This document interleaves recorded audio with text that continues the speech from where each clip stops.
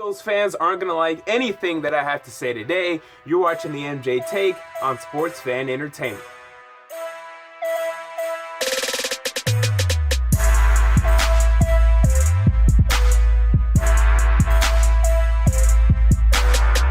MJ Take on Sports Fan Entertainment. 32 teams, 32 days, and today we're talking about the Philadelphia Eagles. And as I said in the intro, a lot of Philadelphia Eagles fans aren't going to like this video, and that's just fine with me because y'all need to get realistic. And, a lot of you are. I'm seeing some sense of, rationality among some of you. But a lot of you guys, you still think you're going to win the NFC East. And we just have to dispel that. We have to get rid of that. We have to be honest with ourselves today. So we're going to look at the team. We're going to look at their strengths, their weaknesses, look at their schedule, and then we're going to get out of here. So first of all, when we're talking about strengths, okay, I had a little bit of trouble with this because, first of all, their first strength is their safeties. I think their safeties are good, okay, presumably, because you have one safety, Malcolm Jenkins, who was really good last year, strong safety, and we agree that he's going to be great. Okay, great.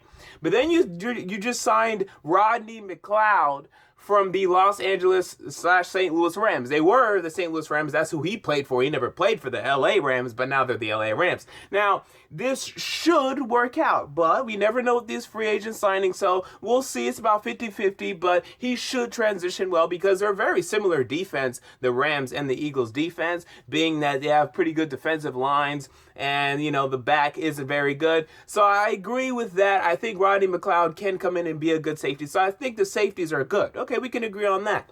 Strength that I put on this team was the front five. So that includes the edge rushers and the defensive line. On that defensive line, Fletcher Cox. We know that he's absolutely great. He got paid like he was the best player ever. I don't know about that, but hey, he's really good. A little bit of an overpay, but we can get over that.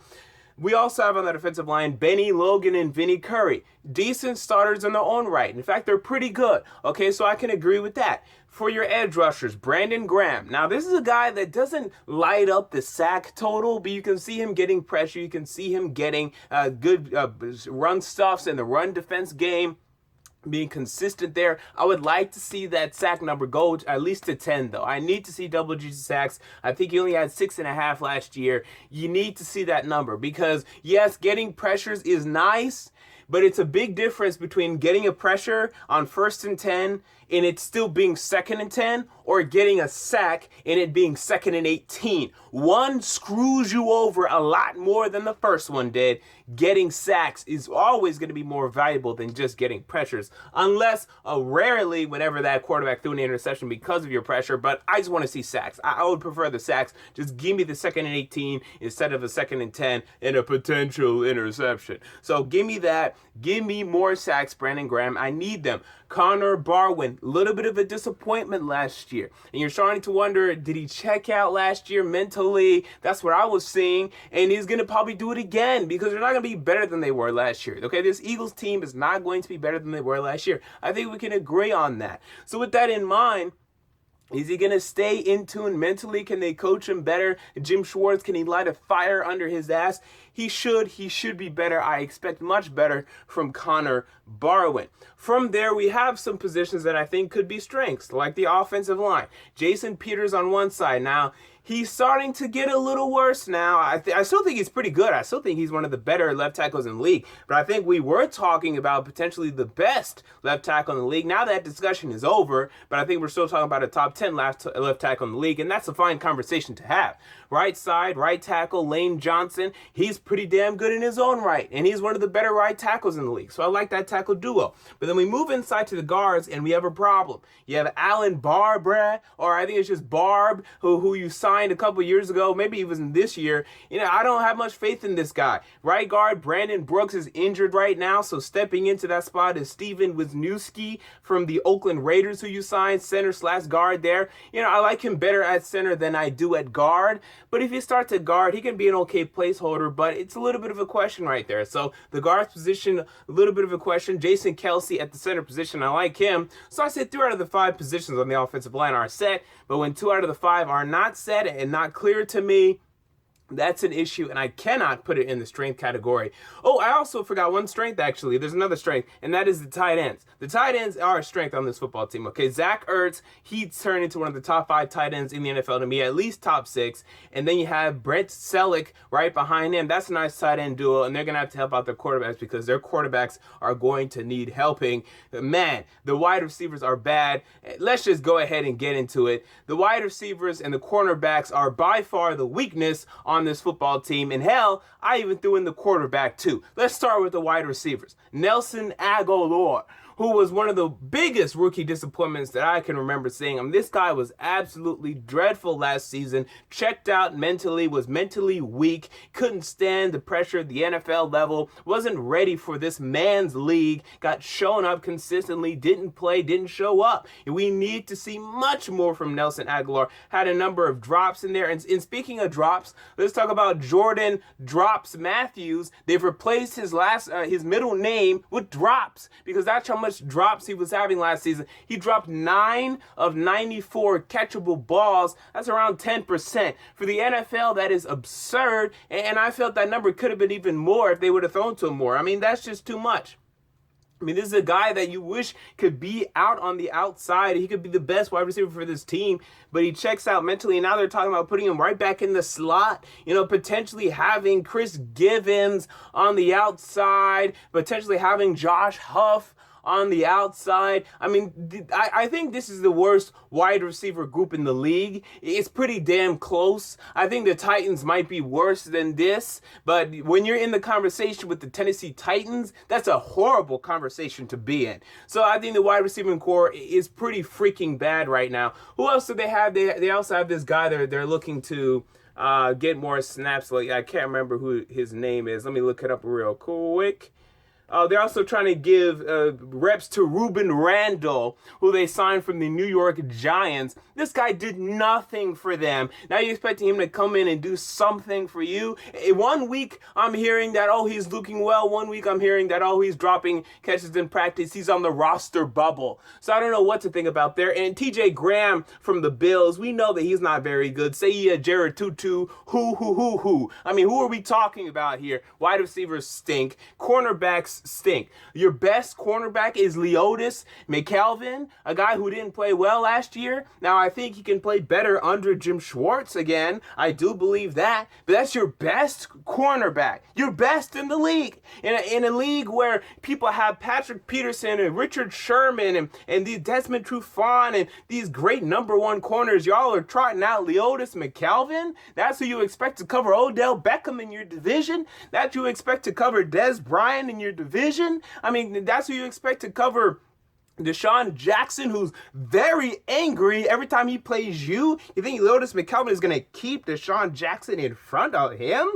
Good luck with that. We have Ron Brooks, who's scheduled to start outside as well. The worst starting cornerback tandem in the NFL. The Cleveland Browns have a better quarterback tandem because at least they can say we have Joe Hayden, a former Pro Bowler, at one spot. You guys have nothing here. You have these guys didn't even play for Buffalo last. They didn't even play. They were supplanted by Ronald Darby, a 3rd round pick out of Buffalo Bills. And now they're talking about Ron Brooks and Leotis McKelvin, the 3rd and 4th cornerbacks on the roster for the Buffalo Bills, starting for your football team, being the guys that are going to have to stop the 4 wide receiver sets of the Washington Redskins when they trot out Pierre Garçon and Deshaun Jackson, and they trot out Josh Doxson, and they trot out Jordan Reed. Who's going to stop those guys? No one's going to stop those guys on this cornerback tandem. Your best hope is Malcolm Jenkins and Rodney McLeod can do some cleanup duty because they're going to be cleaning up a whole bunch of hell because these cornerbacks won't be able to stop anything. The only hope here is Jalen Mills, okay? A guy you drafted in the 7th round. Everyone in the world knew he should have went higher than that except for the NFL teams. I don't know how they didn't know this. And apparently he looks great, and he needs to, because man, do they need help at this cornerback position. It is a problem. We also have the quarterback position, Sam Bradford. I mean, this guy, guys, if you're ranking the 32 starting quarterbacks in the league, you know he is 25 or worse. That makes your quarterback position a weakness. He's not a long-term starter in this league. He's a short-term starter, and I don't think a very good one. He's a guy that doesn't offer you much upside. And remember, the Chip Kelly scheme, although you hate him, you hate some Chip Kelly. The Chip Kelly scheme is a very quarterback-friendly scheme.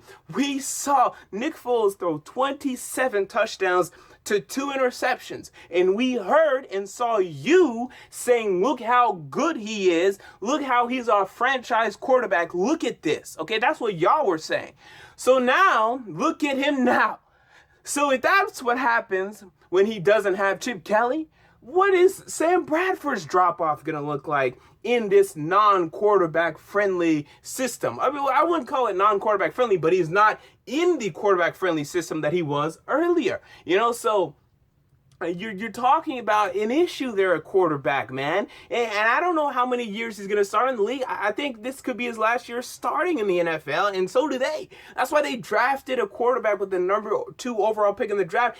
Sam Bradford will be replaced, I say, by week 10 or 12, depending on how many wins the Eagles have. This offense, how are they going to put up points? And also, I'm sorry, I think the running backs are the 4th weakness on this football team. This is the first time in any of these videos I've had 4 weaknesses. We're talking about Darren Sproles, who is a return man and a specialist. He's a guy that can catch screens out of the backfield, but you don't want to give him 20 carries a game. He's not that type of player. He doesn't have that type of running back vision, and he's getting up there in age at this point. He's never been that type of running back. He is a guy in an RBBC, a running back committee. If you're expecting him to carry the load, you are out of your mind. You're talking about Ryan Mathews, who apparently is a horrible fit in your system. That is what this reporter for the NJ.com wrote. Oh, he looks like a horrible fit for your system.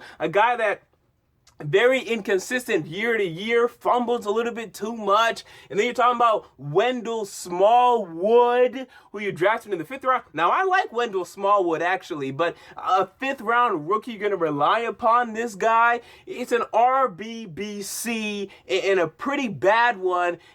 This is the 4th weakness on this football team. And I forgot about one position that I think is actually going to be okay, and that is the linebackers. Okay, I think it's going to be okay. I don't think it's going to be as good as a lot of you people think. I think Michael Kendricks didn't really play that well last year, but I think he will flourish under Jim Schwartz. Jordan Hicks should get better as well, but although he was pretty good last year, though, so Jordan Hicks should be even better. And then you have Nigel Bradham on one side. He's okay, but a little bit overrated in my eyes. So we'll see. I think the linebackers will be fine, though. But I think we're talking about 4 weaknesses on this football team: wide receivers, corners, quarterback, running back. And these are the most important positions in the league right now. I mean, maybe the offensive line, that's the one important position you could say, well, at least we have that, okay. But cornerbacks and wide receivers, they're making this league right now, and you don't have them. And also quarterback, oh God, especially the quarterback. And then running back, you can't even rely upon that to pick up the slack when the passing game does nothing, because I guarantee you it will do nothing from game to game. So let's look at the schedule, okay? Now, here's the thing about the schedule. Once again, you're in the NFC East, and that means congratulations. I think you're going to win 2 games in the NFC East this season, which is pretty good. And I don't know which 2 games are going to be. I think you're going to beat Dallas once, and then you'll either beat Washington or you'll beat the New York Giants. I don't know which one. I don't know what game. I could point to maybe say week 16, or I could point to, week 14. I don't know. I don't care. I'm just saying you're going to go 2-4 in your division. And by the way, that's a little bit of a stretch, but I'll say that. Okay, you guys go up against the AFC North. You host the Cleveland Browns week 1. You host the Pittsburgh Steelers week 3. You go to Cincinnati week 13. You go to Baltimore week 15. Be careful. A lot of y'all are just going ahead and saying week 1 W and moving on. Y'all be careful with the Cleveland Browns. Now, I think you can win this one. I'll say it's a win, although I'm pretty sure in my Cleveland video, I actually had that being a win for them. But whatever. I'll actually say you guys win this one. Okay, fine. As for the other AFC North games, you're going to lose every single one of them, and I don't want to hear a discussion. You're not going to beat Pittsburgh, you're not going to beat Baltimore, and you're not going to beat Cincinnati, especially in Cincinnati and in Baltimore, and hosting Pittsburgh. Pittsburgh's too good. Forget about that. There's no discussion there. We move on. You guys go up against the NFC North, okay? But the problem is the two teams that everyone else thinks are the worst teams in the NFC North, I don't think this, but everyone else does, Detroit and Chicago, you have to visit them. You have to go to Chicago week 2, you have to go to Detroit week 5. And so the games you could possibly win in the NFC North, you have to go visit them. That makes you less likely to win those games. And then the teams that we know you're not going to beat, you have to host them. It doesn't matter. You're going to lose to them anyway, unless if God, for some reason, is an Eagles fan that week. So I think you go 0-4 against the NFC North. I don't see you guys going to Chicago or going to Detroit and beating either one of those teams. I think they're just better teams than you as it is. And then going there, forget about it. As I said, and also you guys finished, what was it, second? You guys unfortunately finished second in the NFC East, which means you have to go up against the second place teams in the NFC West and the NFC South. That'd be the Atlanta Falcons in week 10 and the Seattle Seahawks in week 11. Now, I think you will actually upset and defeat the Atlanta Falcons in week 10. I'll give you that. Hopefully Carson Wentz is the guy doing it and not Sam Bradford. Let this be a win for this kid because there's not many wins on the schedule. And then week 11, I think you guys lose in Seattle, and I don't see how you get out of disagreement with that. The Legion of Boom, well, oh my God, against your wide receivers, oh, forget about it. So with that said, when you count all that up, I have you guys going 4-12. Now, what I did, I give you guys one more win. I said 5-11, and I don't know where that fifth win is going to come from, but I say maybe one week God is an Eagles fan and they'll win something. I don't know what, but I'll say 5 games. Maybe you guys go 3-3 in the NFC East, and I'm not expecting that you guys split with every single team in the NFC East or something like that. I don't know. You guys are saying 7-9 and all this nonsense. Please tell me where. Tell me where the wins are coming from, because I don't know how you can look at the schedule and count wins and count 7 wins, count 8 wins, count 9 wins in an NFC East championship like some of you are counting. This is a transitional year. It's a first-year head coach in Doug Peterson. It's a first-year quarterback in Carson Wentz. This is a transition year. Let it transition. Let it flow. And I don't want to hear that we have too much talent to go 5-11. We're too good. This is a bunch of nonsense a lot of y'all throw out there. Y'all, first of all, y'all should understand, because 4 years ago, y'all had Andy Reid, one of the better coaches of this generation. You guys had Michael Vick, LaShawn McCoy, Deshaun Jackson, Jeremy Maclin, Jason Avant when he was decent, Nnamdi Asomugha, Jason Peters, Jason Kelsey.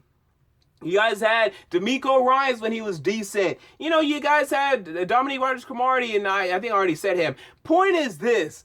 Y'all had plenty of talent, and y'all know what y'all went? 4-12.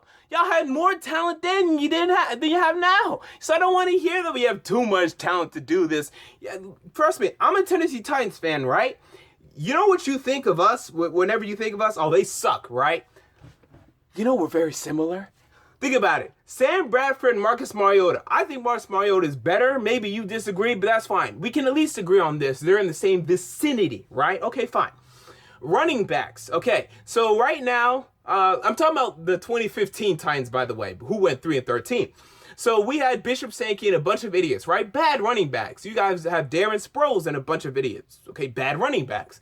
Wide receivers, you have Nelson Aguilar and Jordan Matthews, who's okay. He had a 1,000-yard season, right? And then behind him, you have Josh Huff, who's been okay. So we had Kendall Wright, who had a 1,000-yard season, and then you had Dorian Green-Beckham, who was a rookie disappointment, kind of, but actually he was better than Nelson Aguilar. He was better than Nelson Aguilar, so remember about that.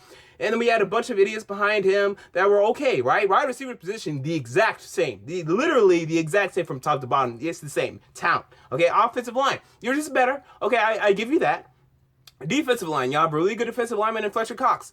We have a really good defensive lineman in Jarrell Casey. Jarrell Casey's really freaking good. Okay, trust me, he's a better pass rusher than your boy Fletcher Cox, too. So remember that.